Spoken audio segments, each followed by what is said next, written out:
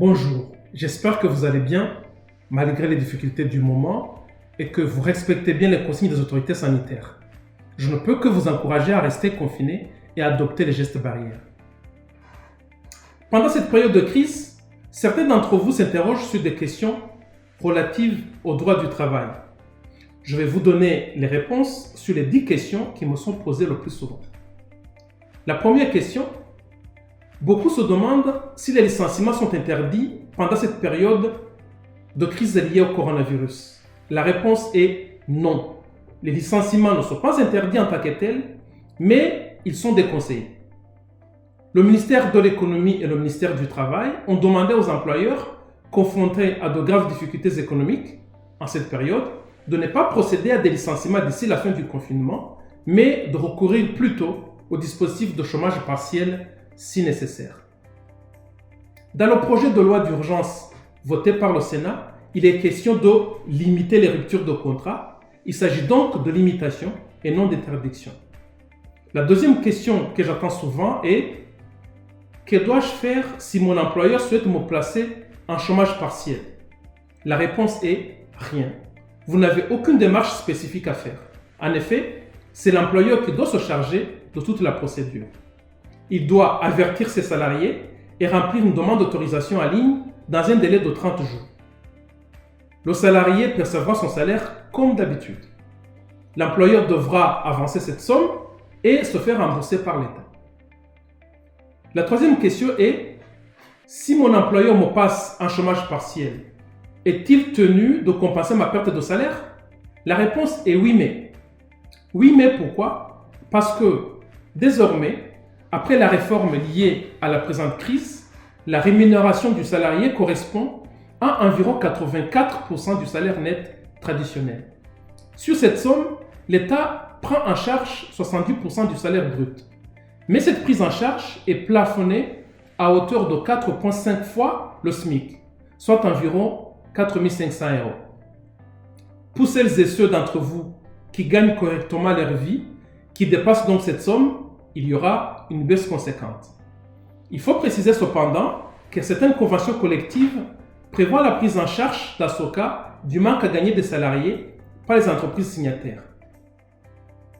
Certains s'interrogent également, c'est la quatrième question, sur le sort de leurs droits à la retraite ou leurs droits au congé payé pendant cette période de chômage partiel. Il n'y a pas à s'inquiéter sur ce point, car contrairement aux périodes de chômage classiques, pendant le chômage partiel, vos droits au congé payé et à la retraite continueront à être comptés, tout comme vos droits aux prestations de santé. La cinquième question concerne celles et ceux qui sont au chômage et qui arrivent en fin de droit. Elles et ils se demandent à quelle sauce ils vont être mangés par Pôle emploi. À mon avis, il ne faut pas s'inquiéter puisque le gouvernement a annoncé, ce qui était confirmé d'ailleurs par Pôle emploi, que l'indemnisation des demandeurs d'emploi en fin de droit sera prolongée à la fin du confinement. A priori donc, celles et ceux qui sont à la recherche d'emploi devraient continuer à percevoir normalement leurs allocations au chômage. La sixième question est: mon employeur a-t-il le droit de m'obliger à prendre des congés pendant la période de confinement? Hélas, la crise oblige. Le délai de prévenance de 4 semaines qui s'imposait à l'employeur, suivant les dispositions de l'article L3141-16 du Code du travail, ne devrait plus avoir cours. En effet, avant la crise, l'employeur pouvait, en vertu de cet article, reporter ou déplacer des jours de congé posés par son salarié. Mais il était dans l'obligation de l'en avertir auparavant dans un délai de 4 semaines minimum. Le projet de loi d'urgence, adopté par le Parlement, permet désormais à l'employeur d'imposer ou de modifier unilatéralement les dates de prise de congé prises par le salarié. Certains se demandent également, c'est la septième question, si leur employeur peut leur refuser le télétravail. Avant la crise, la réponse était oui, mais ça, c'était une autre époque. Aujourd'hui, l'employeur ne peut refuser le télétravail à un salarié qui en fait la demande, à moins d'avoir des raisons impérieuses qui justifient ce refus. Il en va autrement, bien évidemment, si le télétravail concerné ne peut pas être fait. La huitième question est: comment faire si je ne peux faire de télétravail et ne suis pas en mesure de faire garder mes enfants. Le salarié qui se trouve dans cette situation ou qui a des enfants de moins de 16 ans ou des enfants de 18 ans s'ils sont handicapés peuvent obtenir un arrêt de garde d'enfants qui fonctionne comme un arrêt maladie, à la différence qu'il n'y a pas besoin d'avoir une ordonnance médicale. Il faut tout simplement informer son employeur qui doit effectuer les démarches auprès de l'assurance maladie.